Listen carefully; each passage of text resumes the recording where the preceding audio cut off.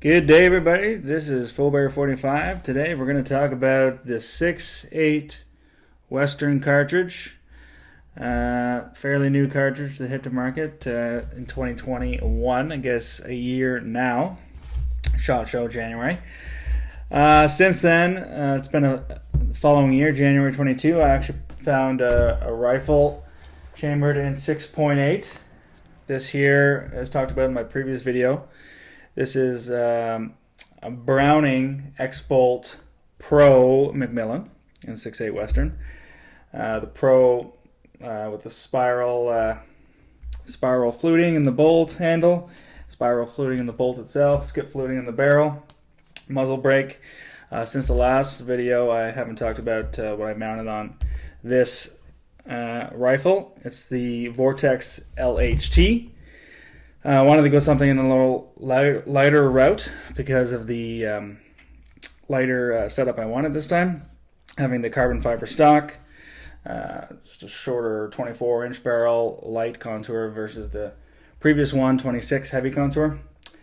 Yeah, got a sunshade on here. It's just a 3-2 15 power, and I went with the 42mm lens to also save some weight. Adjustable turret, windage and elevations. The windage is covered, parallax, and illuminated reticle. But that's not exactly what we're talking about today. Mostly talking about the 6.8 Western cartridge and why I went ahead and chose that. Right here in front of me, we see some comparisons I can zoom up to later on. This is the 300 Winchester Magnum, the long slick cartridge here, paired right next to the 308, and here is one of my hand-loaded 6.8 Western cartridges with the Nosler Akibon long range bullet. Here is the bullet itself right next to it outside of the cartridge. Right away we get to see the main benefit of the 6.8 Western, and that's taking the .277 cal bullet, otherwise known as the 270 caliber bullet projectile. But we see a much longer profile to it with a bow tail design at the back, a long ogive to the front of the bullet. This, being the Akibon long range, has a terrific ballistic coefficient, G1 scale of 0.620. So to talk about the main benefits over the 270 Winchester Short Magnum. A lot of people were quick to diminish or put aside the 6.8 Western when they realized the similarities to the 270 Winchester Short Magnum. Of course, the Winchester Short Magnum family, popular in the early 2000s. The 300 Winchester Short Magnum, which I previously owned, the neck down 270 version, and now this. I don't have a 270 Winchester Short Magnum case to compare next to it, but I do have the Winchester 300 Winchester Short Magnum. So if we zoom up here, which uses the same case in the 270 Winchester Short Magnum, you can see the shoulder is bumped back a little bit on the 6.8 Western. This is a fired case, but it'll do the justification here. You can also see the overall length, slightly shorter by a few thousandths there, not too much, but mainly you can see the shoulders bump back and maybe a longer neck profile, which was tweaked to handle the longer for caliber projectiles. So the main benefit, of course, people say, oh, they are reintroducing something that's already been on the market. 270 WSM is not very popular anymore for other reasons. Mainly prior, when they were first released, they had a lot of legal battles around the use of the short case. So that's why it wasn't as popular at the time as the 300 WSM. But nevertheless, they are taking the 270 WSM and making it better in more modern marketing purposes for using long, heavy for caliber bullets. We've seen this done with multiple cartridges over the years. A lot of people don't realize that the 260 Remington attack shooter, a very good rifle cartridge, that itself was tweaked in the same areas to hold a long for caliber bullet, which is now known as the 6.5 Creedmoor. Everyone knows that cartridge, but no one knows, or not many people know where it derives from. So, same type of tweaks, little tweaks, but modern and needed ones to fire these new bullets that manufacturers are increasingly bringing out to our disposal. The 270 WSM mainly fired the same projectile class as the 270 Winchester. 270 Winchester is not a short case like these you see here. It's the standard size that fits in the standard size action. Excuse me. It used bullets ranging from all the way down to 90 to 130s primarily. 130 grain bullets. And if we look at the similar case size, the same caliber diameter, the 6.8 Western is bringing bullet weights, for example, 168 grain, 175 grain, 162 in their copper, 170 in their match bullet.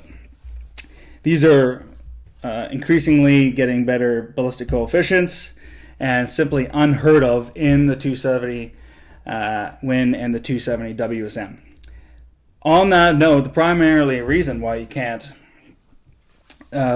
they can't simply introduce 270 WSM ammo with a 160 grain bullet is because rifles chambered in 270 WSM and 270 have a twist rate historically of 1 in 10 twist, or around that range. So to stabilize these long bullets, a faster twist rate is required. This Browning is in 7.5 twist rate, and most of the Winchesters are in the 1 in 8.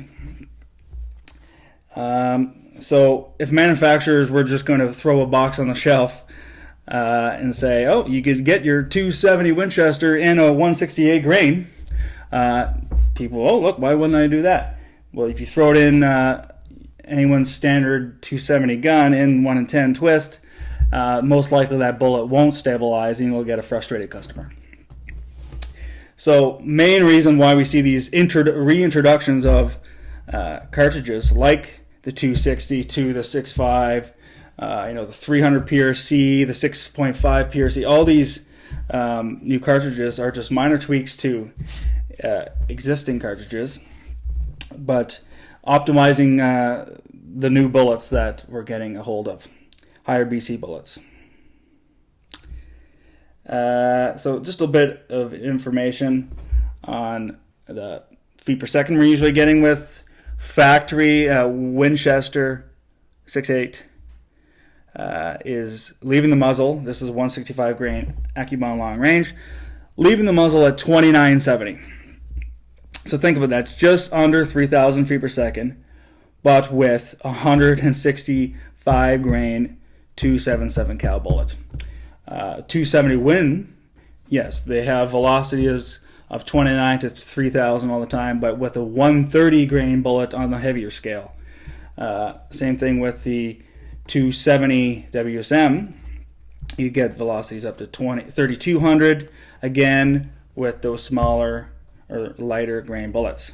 So this is a big advantage of getting something near 3,000 feet per second with 165 grain or 175 grain bullet.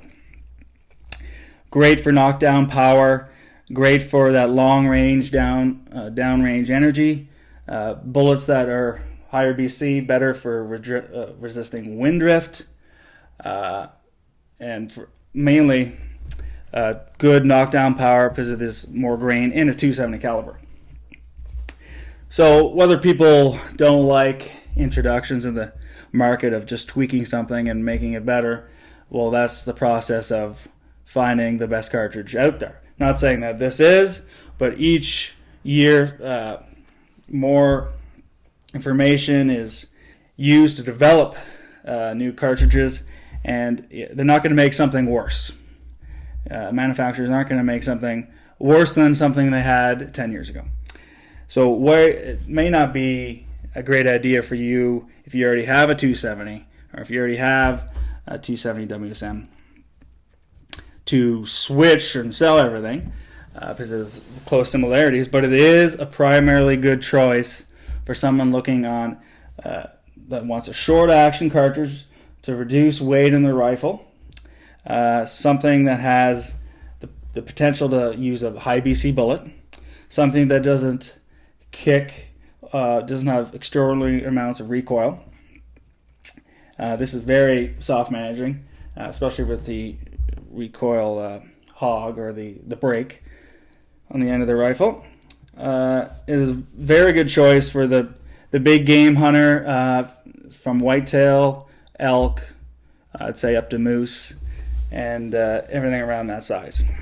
Of course, with any introduction of a new cartridge, you're going to get non-believers of saying, oh, just another new cartridge, I'm fine with my 303 British, I'm fine with my wherever it may be, 30-06.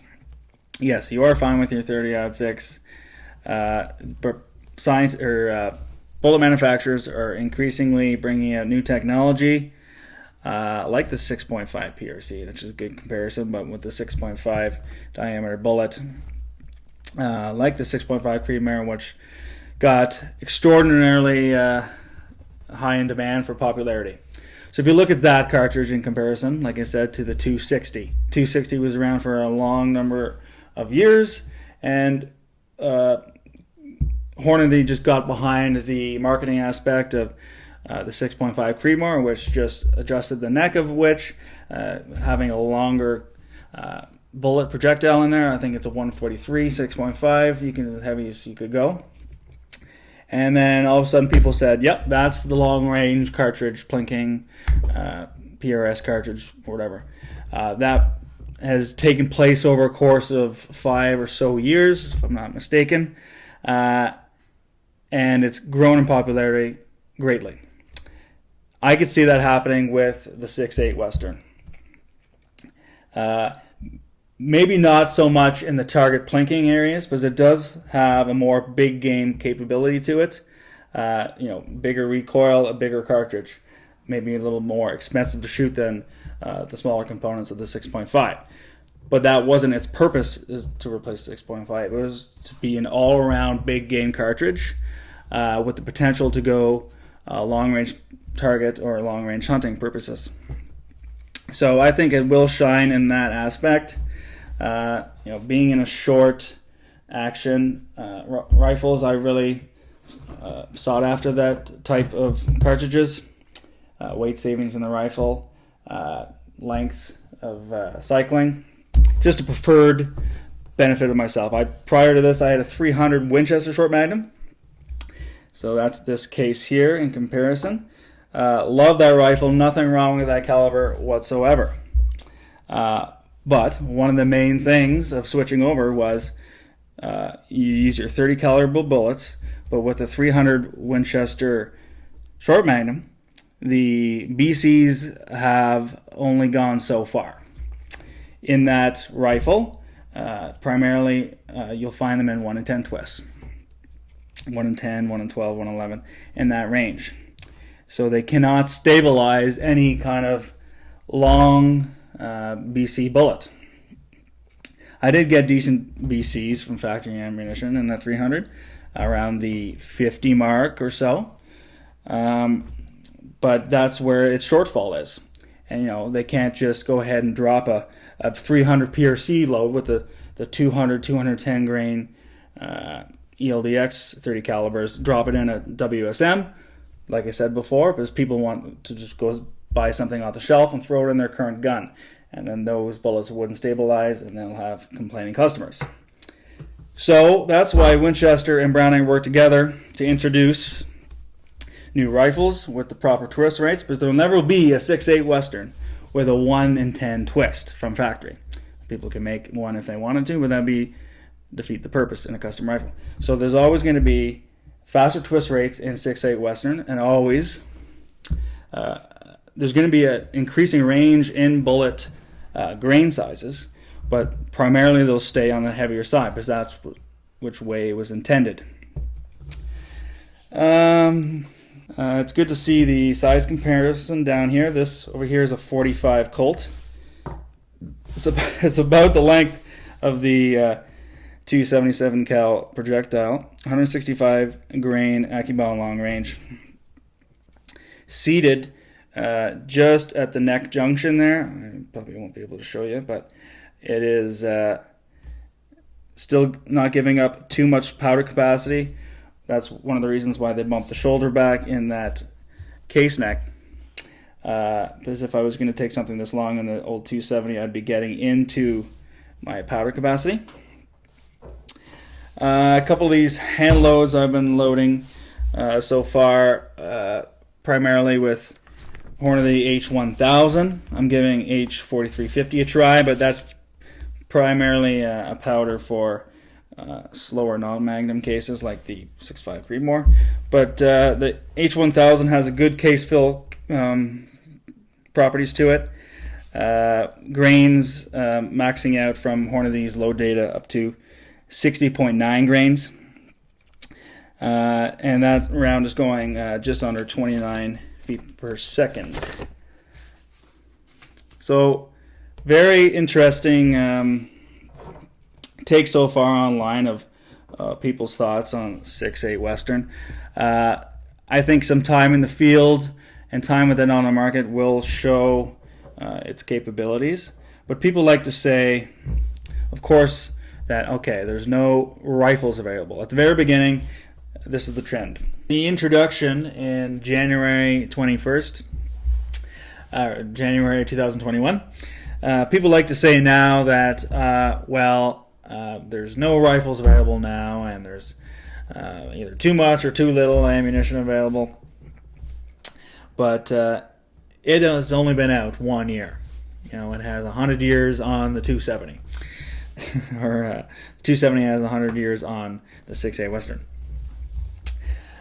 So it needs time to develop and see the demand, especially in an ammo crunch or ammo shortage right now. It's hard for suppliers to keep up.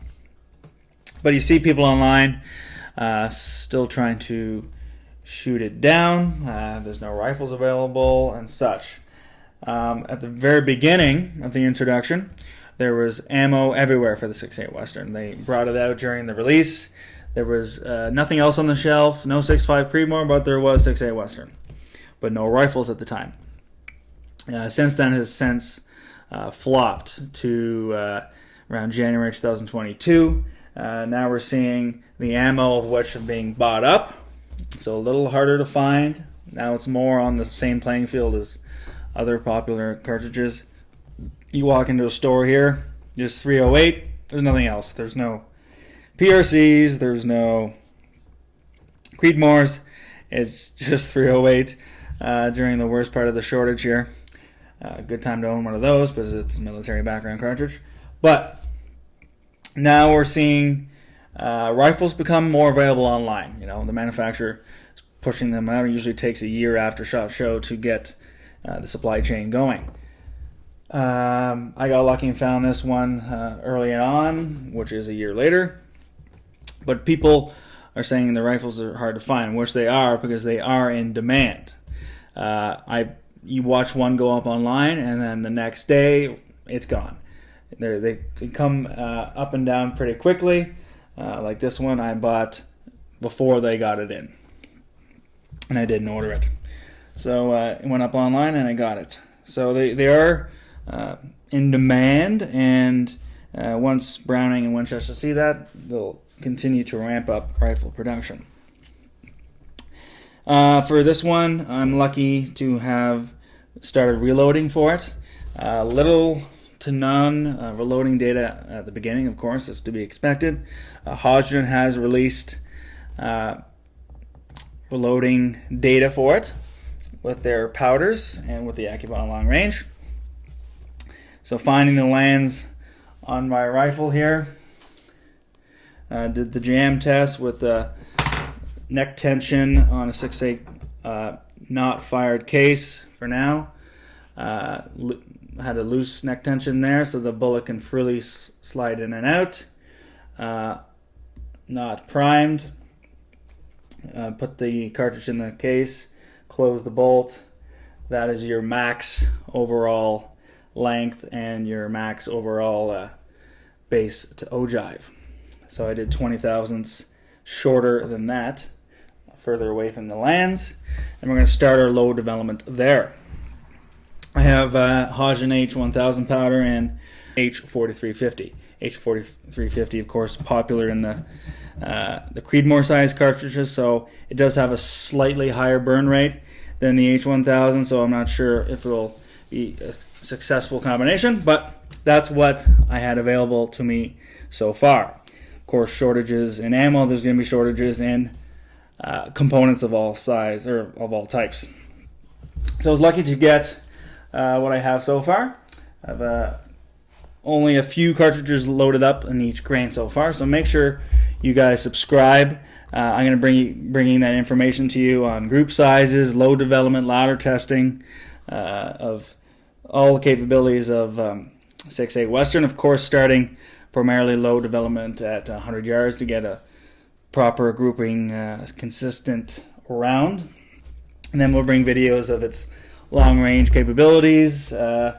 So make sure you subscribe to Full Bear 45. Well, thanks everyone for joining.